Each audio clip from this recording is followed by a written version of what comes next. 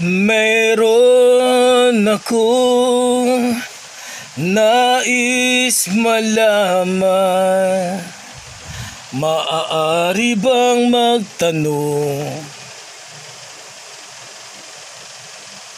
Alam mo ba, matagal na kitang iniibig. Para maulanan siya mamayang gabi. Matagal na akong naghihintay, ngunit mayroon kang ibang minamahal.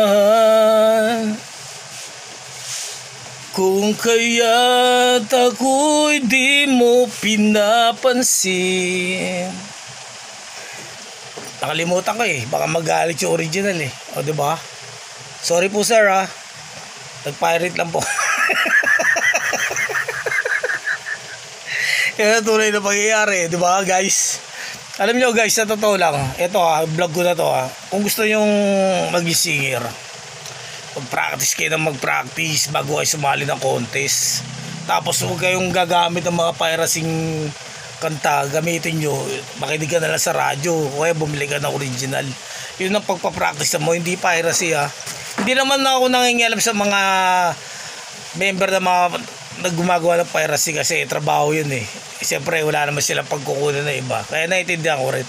Ang ibig sabihin doon, yung mga music lang ba, yung pagpa-practice, di ba? Siyempre mamaya makasagasa tayo ng ibang tao baliwalain nyo na yun. Ako naman si-escape Sorry. O di ba?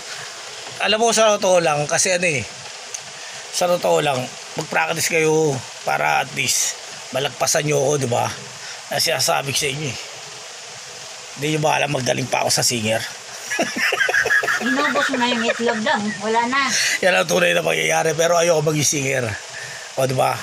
Gusto ko kasi kuputubad. Bold actor. Kaya galit ako sa mga nagtatakip ng mas nakabas.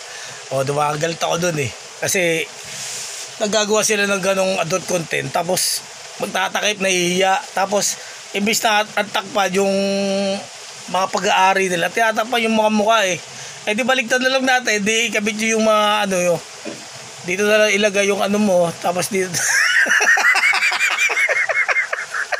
Uy, naubos na yun. Sige, hasta na baby,